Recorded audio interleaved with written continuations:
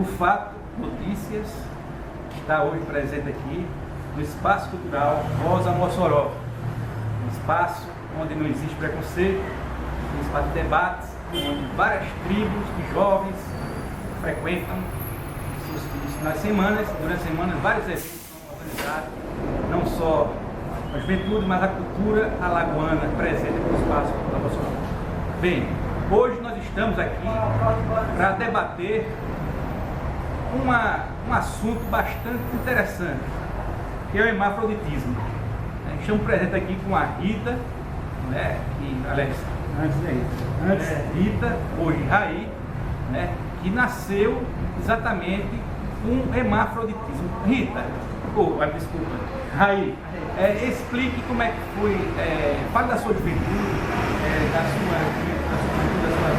adolescência, da sua infância, como é que foi que sua família notou que você era hermafrodita? Foi muito difícil para a minha família, porque é uma família tradicionalmente religiosa, de cunho religioso. Minha mãe é muito religiosa. E aos 5 anos de idade eu já sabia da minha condição. Tanto que eu me neguei a participar de uma quadrilha no colégio que eu estudava, porque o meu pai seria um menino. Eu disse, não, eu sou um menino, vou dançar com a menina. Minha mãe foi chamada e ficou um pouco consternada, mas achou que era uma fase. Ao longo do tempo, com a adolescência, veio a parte da menstruação. E com a menstruação eu fui levada a uma ginecologista que, ao constatar que eu tinha clitoriomegalia, não informou a minha família, só ficou na história do que eu teria um problema ligado à menstruação ser falha. Ela disse que eu tinha ovários policísticos, mas não fundamentou, não levou adiante.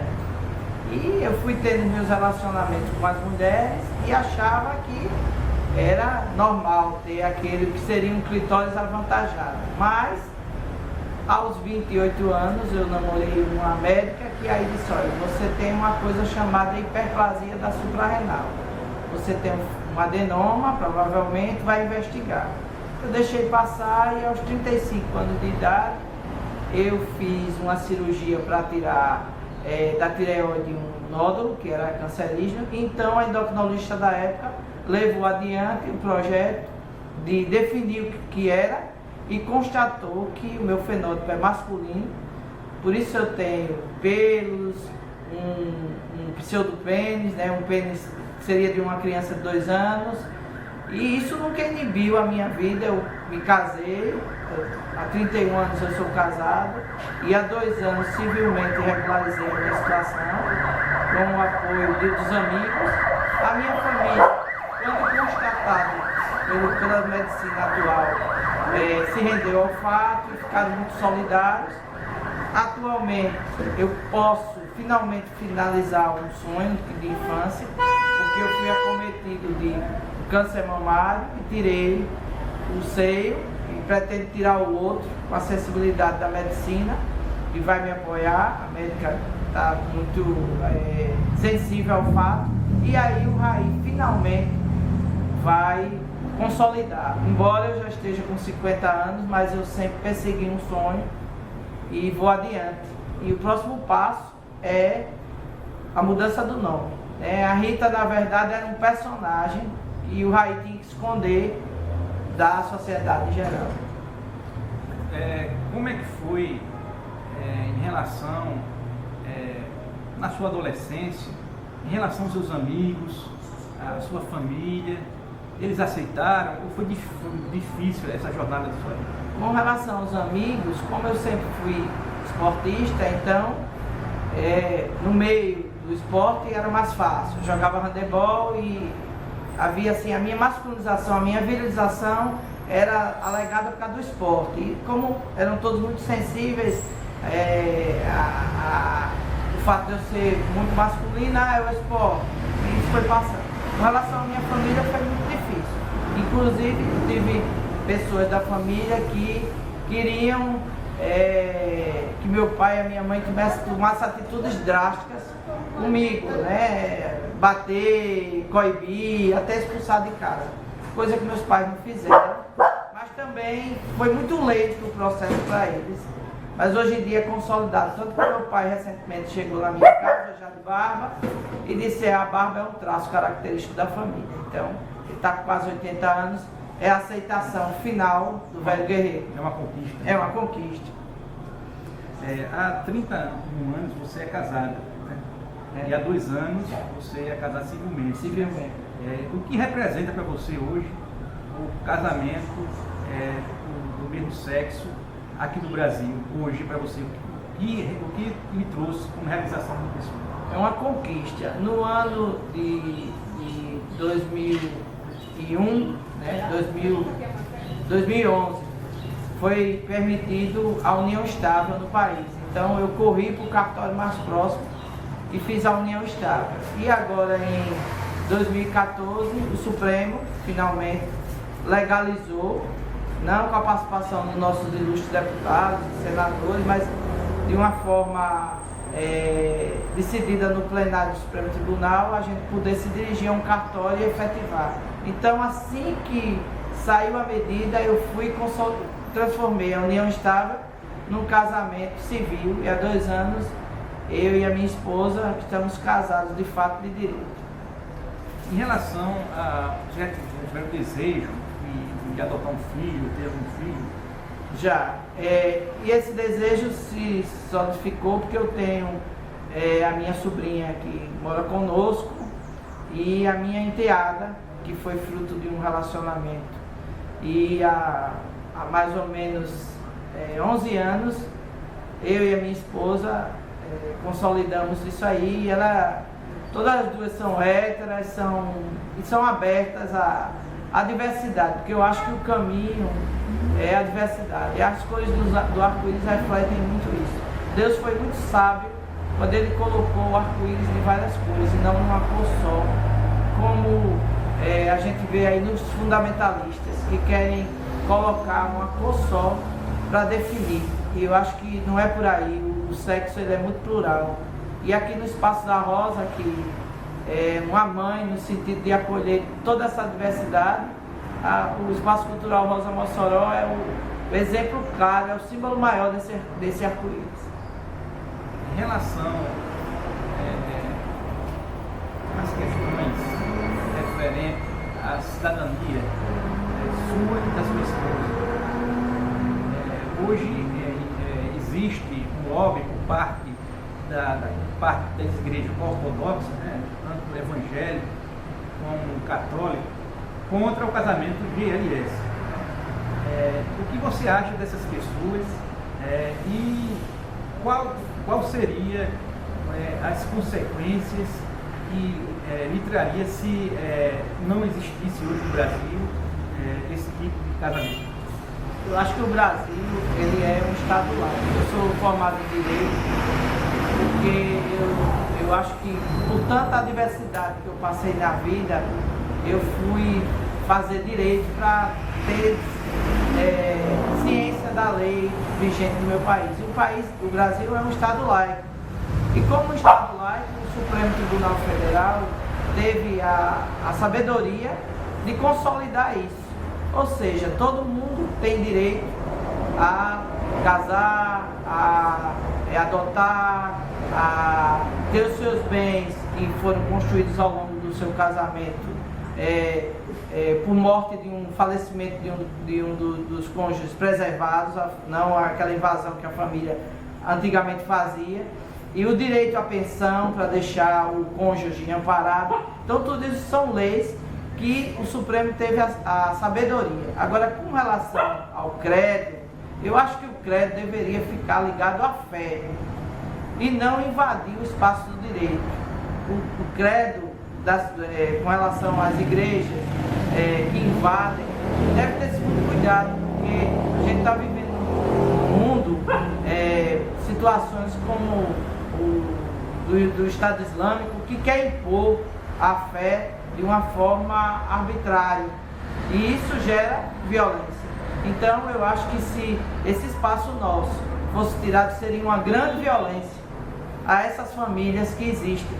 E no meu caso, a pergunta que eu faço é: Deus errou ou eu vim assim porque ele quis que eu viesse assim. E a medicina, ela não tem explicações, diz que foi na época na hora da concepção. Então o meu caso foge a qualquer um dos que existem aí, que todos devem ser respeitados. A individualidade de cada ser deve ser respeitada. Em relação à reencarnação, explica em relação à questão de que o espírito reencarna masculino e feminino, né, de acordo com as necessidades evolutivas. Explica que em vários casos, logicamente, o espírito que nasce mulher com as tendências masculinas, o espírito que em outras vidas foi do sexo masculino. Qual é a sua visão em relação a isso? Eu acho assim, que se essa opinião fosse real, no meu caso, então, eu teria sido punido. E eu não vejo Deus como um agente punitivo. Ele é um pai que acolhe, que abriga. Eu acho que ele quis criar essa diversidade justamente para contemplar a criação dele, mostrar que não existe só no sexismo masculino e feminino, existe um ambivalente. E por sermos ambivalentes é que a raça humana chegou onde chegou. Se o homem tivesse parado diante daquela faísca de fogo e não tivesse colocado numa tocha e o fogo não tivesse surgido, nós não teríamos evoluído. Então, eu acho que essa ambivalência que Deus criou é justamente característica do processo de evolução e não de involução, como querem dizer. Então, não acho que seja uma punição de karma ou de vidas passadas. Mas, se tratando em relação à questão de vidas passadas, né? Alguns falam de que não seja punição, certo? Seja que cada ser, quando vem nessa punição, é porque ele não veio para cuidar da família, e sim ter uma missão coletiva, né, em relação à humanidade. Chico Xavier, uma das suas passagens na Terra, suas ideias, colocou que o problema não é o homossexualismo, o problema é a poligamia. Se você é homossexual e é monogâmico, né, aí sim existe um equilíbrio sexual. Poligâmico, tanto homo como heterossexual, no mundo espiritual, segundo Chico Xavier, é tratado como uma doença da alma. No futuro próximo não existirá esse tipo de preconceito em relação ao homossexualismo, e sim um preconceito referente à questão da poligamia. Só para esclarecer em relação à questão da filosofia espírita em relação a essa questão, né? Já os evangélicos falam que é coisa de Satanás, né? Não sou representante. Quer dizer, infelizmente as pessoas não sabem realmente amar, né? Falando que amor dessa forma, se Deus realmente, é uma opinião do jornalista, né? Se Deus criou da forma que a pessoa existe um motivo, né, da sua evolução, para sua aprendizagem. Bem, o que você gostaria, no final da entrevista, né, você gostaria de falar ao povo brasileiro, ao povo alagoano, qual o seu desejo em relação e outros avanços que pudessem acontecer em relação que passa os hermafroditas, os homossexuais, de todo tipo de diversidade que existe. O motivo de eu estar aqui concedendo a entrevista é principalmente esse, de tornar público a minha realidade. Infelizmente, no meu nascimento, a medicina ainda era arcaica, minha família não foi informada a tempo para fazer todos os preparativos para se consolidar o meu fenótipo. E hoje em dia a gente já pode observar que recentemente passou crianças que já estão sendo direcionadas para o seu fenótipo real. E o que eu desejo às novas gerações é que tenham acesso, os pais, a esse tipo de informação e observem seus filhos, principalmente ao nascer. No meu caso, é visível, é observado desde o neonatal, quando a criança nasce, na puberdade, e se houver indícios e o fenótipo dela direcionar e a mente dela direcionar, consolidar, vocês estarão realmente sendo os pais dessa criança, estarão dando a ela uma oportunidade real. Eu estou aqui com a Rosa, que é a madrinha do casamento há 2 anos. 2 anos. É uma pessoa que realmente, há muitos anos, vem dando apoio moral, de cidadania a todos os tipos de diversidades que existem. Com certeza. Rosa, em relação uma pergunta que já foi feita, né, mas gostaria de fazer a mesma pergunta a você, o que representa para a diversidade sexual o casamento de GLS no Brasil, para você? O que representa? Para mim, eu sempre briguei por isso, quer dizer, a minha vida inteira eu briguei para defender, né, o pessoal. Naquela época a gente chamava de entendido, né? Hoje não, hoje é diferente. Mas para mim é maravilhoso eu estar viva até hoje para ver casamento, para ser madrinha de casamento, tanto gay, sabe? Eu fiquei assim apaixonada quando eu vi o casamento do Tia Teodoro. Nunca pensei que eu fosse ver, mas graças a Deus eu vi e já fui madrinha de 2 casamentos maravilhosos, com Carlinhos Fernandes, com Cíntia, e há 2 anos atrás eu fui de Raí com Maria. É um prazer enorme ter a Rosa como nossa madrinha. A Rosa que é uma mãe que acolhe a todos nós aqui sem nenhum tipo de preconceito, e o que eu posso dizer é que a Rosa é o símbolo do arco-íris. Muito obrigada. E para que todos saibam, a Rosa não é homossexual, né, Rosa? Não sou. Não sei porque eu não nasci, eu acho que eu nasci gay. Na vida passada eu era homem, era gay, quando eu reencarnei de novo, eu encarnei gay.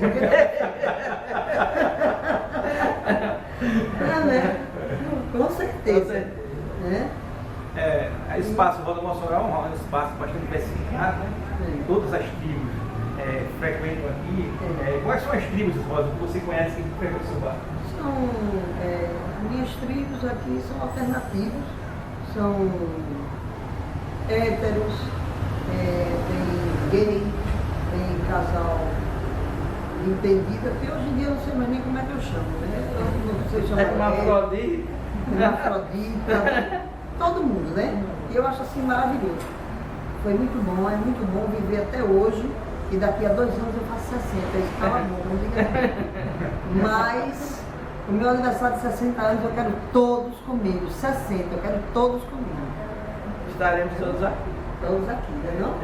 Ou em outro lugar, quem sabe, né? Agora cada um, ou se eu fizer em outro lugar, cada um vai levar a cerveja.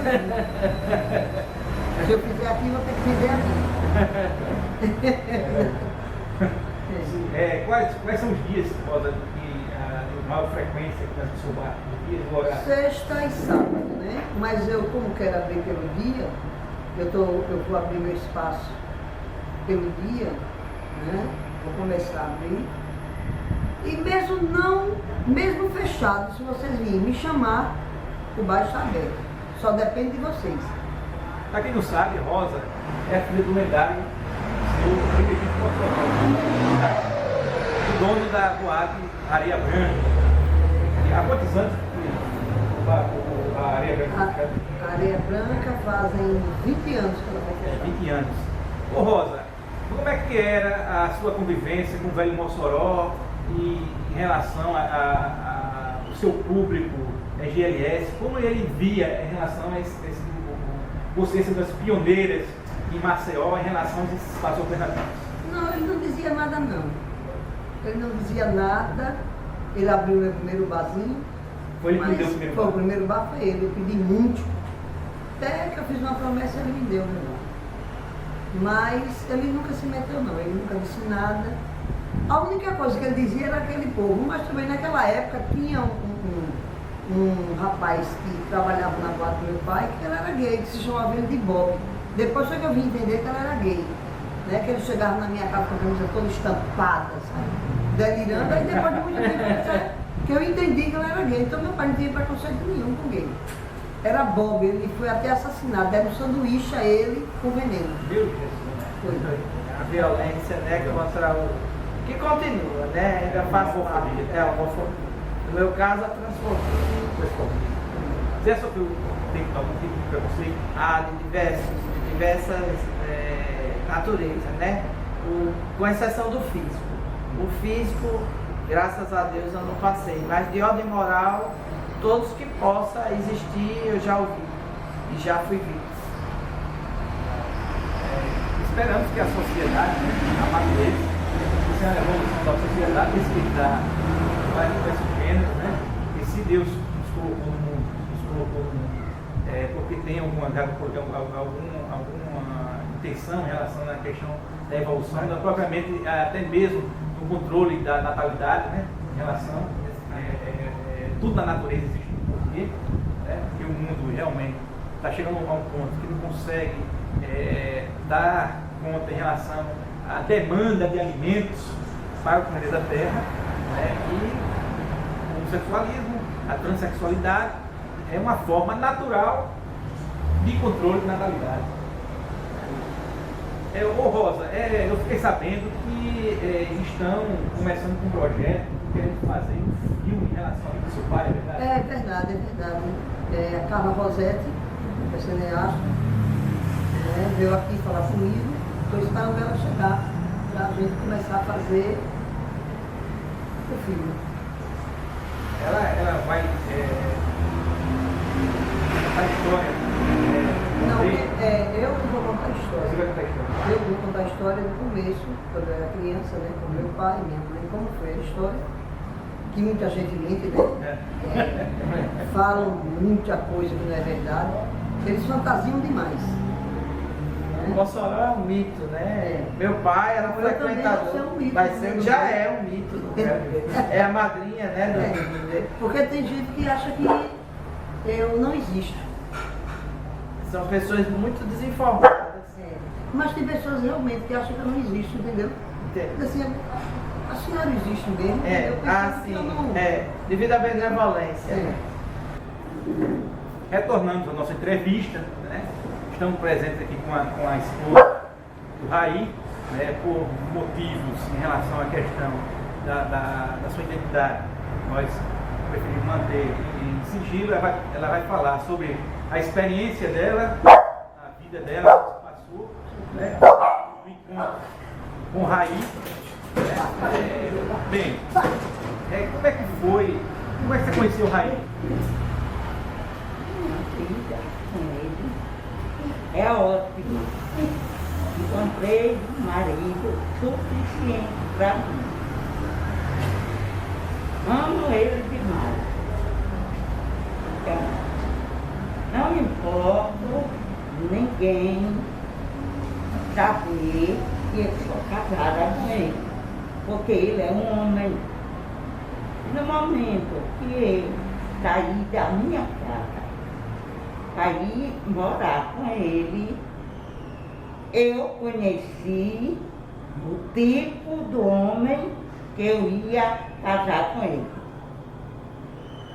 Então, no momento que eu saí da minha casa, vivo muito bem com ele. Há 31 anos que eu sou casada com ele, nunca sofri nada. Nada. É um homem suficiente dentro de casa. Hoje é um exemplo, né? Hoje, o Dia Internacional da Mulher, dia dessa entrevista, a gente apresenta a figura da mulher, né? Que muitos não sabem da diversidade da vida das mulheres. Ela é um exemplo de uma mulher que se sente feliz, né? É um casal que ela é casada com uma hermafrodita, né? Que há 31 anos, que respeita, que considera, que vive feliz, né? E que ela também demonstrou um grande coração